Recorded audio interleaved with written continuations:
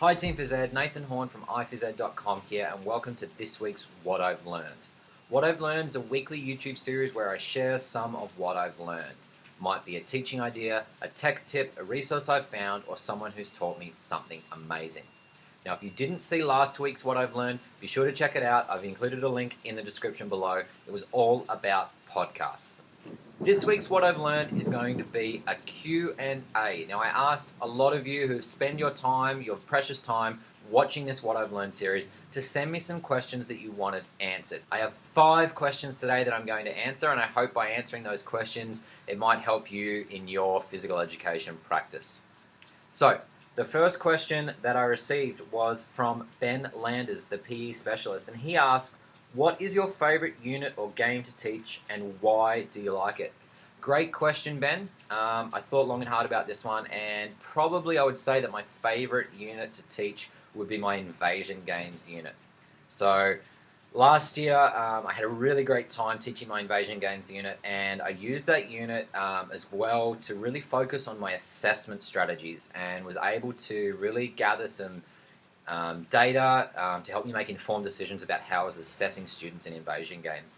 For people who don't know what invasion games are, it's one of the game categories from the Teaching Games for Understanding model, and it basically includes any of those team sports like basketball, soccer, football, rugby, any team sport where you have 2 teams competing at the same time trying to score points. So I really enjoy teaching that unit because it enables all of the students in my class to participate. It's really interactive, they have to work together on teams, and I think that there's a lot of great decision-making situations that you can put students in an invasion games unit that allows them to really understand games a little bit better.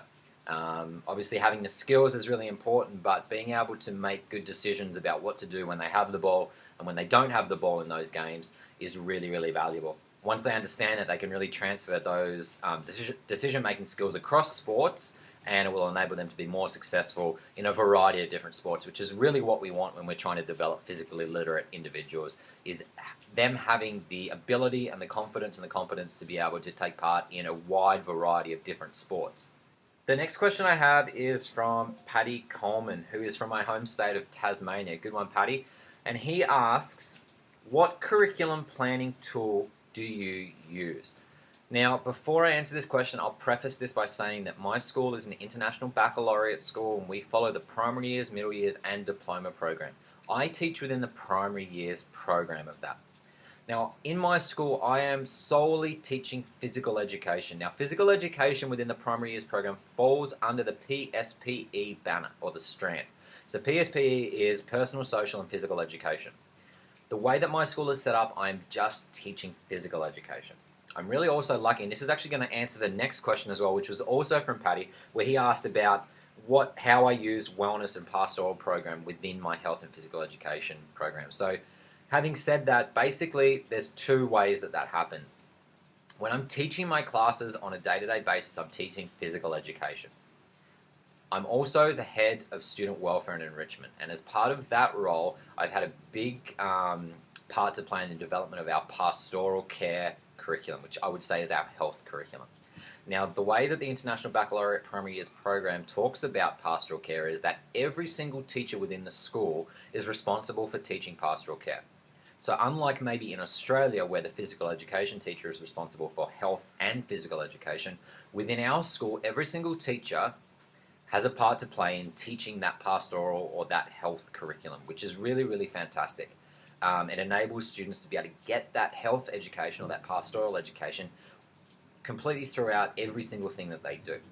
That doesn't mean that I'm not teaching those things. Within my physical education curriculum, I'm broken into strands. We teach games, we teach individual pursuits, we teach health-related fitness, we teach personal social responsibility, and we teach movement composition. Now, throughout those strands, we are touching on health-related concepts or our pastoral care curriculum. Now, going back to Paddy's original question about curriculum design tools, we use that curriculum as the big picture. Okay, so that's the curriculum. Our PYP program is the curriculum.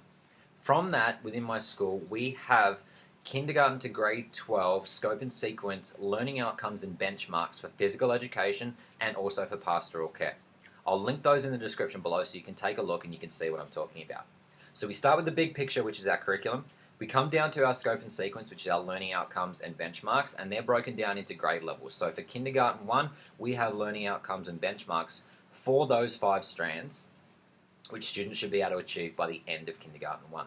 That really guides my planning. So starting from the long-term view, that breaks down into a short-term view, whereas I'm looking at those learning outcomes and benchmarks, and I'm planning the activities and the learning experiences that take place in my class based off those learning experiences or those learning outcomes. I'm also assessing against those learning outcomes and benchmarks to help assess my students and understand whether they're meeting those learning outcomes. So I hope that answers your question, Patty. The next question I have is from Majid Hassan, who talks about how do I progress with my health units with the different grade or year levels. Now, Majid, I guess I sort of answered that question just then, but I'll talk a little bit now, I guess, about my health-related fitness units, which actually fall within my physical education program. So previously what was happening at the school, what I was doing was I was teaching my health-related fitness units in 6 or 7 week blocks, the same way that I'd teach you an invasion games unit or maybe a dance unit or a striking and fielding games unit. And what I found was that students weren't really getting that understanding of health-related fitness, and they weren't, applying that understanding as they move through the school. So what I decided to do this year was to make my health-related fitness units a year-long unit. So they start at the very start of the year and they go all the way through the year. That means that we're touching on things that are related to our health-related fitness all the way through the year. And I think this also works really well with the idea of physical literacy at our school. The idea that we're trying to develop confident and competent students who have that understanding, knowledge, and skills to be healthy and active for the rest of their life. It doesn't make sense for them just to do fitness in a 6-week block and then forget about it until next year. So trying to expand those units over the course of the year, set goals at the start of the year, decide what it is that students want to improve, how they're going to go about improving it, and then tracking that progress throughout the year. I hope at the end of this year will help me to understand and help my students to have a better understanding of how fitness plays a really important role in the development of physical literacy. The last question I have today is from Laurie Etheridge, and she asks, what are your best tips for first-year PE teachers? Fantastic question, Laurie. And a question that I've been asked before. The answer that I always give to this question is, if you're a first-year teacher, don't be afraid to fail. Failure is the first attempt in learning. And if you're a new teacher, don't be afraid to try new things and have them fail. If you don't try new things and you just teach the way that you were taught, then you're not really pushing your practice forward and you're not giving your students the best opportunity to develop their physical literacy. Don't be afraid that your principal or someone's going to come down hard on you if you fail. As long as you can justify why you tried what you tried and how it worked or how it didn't work, how you learnt from that and how you're going to improve next time, then you have nothing to worry about. So don't be afraid to fail. Try new things. Look at research. Connect with other physical educators online and try and develop your practice. It's not going to happen all at once. The second thing I would say for new teachers is, if you find something new that you want to try it with one class only. When it works with that one class, try it with another class. When it works with 2 classes and you feel comfortable, then you can roll that out with all of the classes that you want to try that with. Once you feel comfortable with that, find something new to try. Trying everything at the same time, starting at the start of the year with a bunch of new strategies or techniques that you want to try in your teaching, is only going to set you up for failure.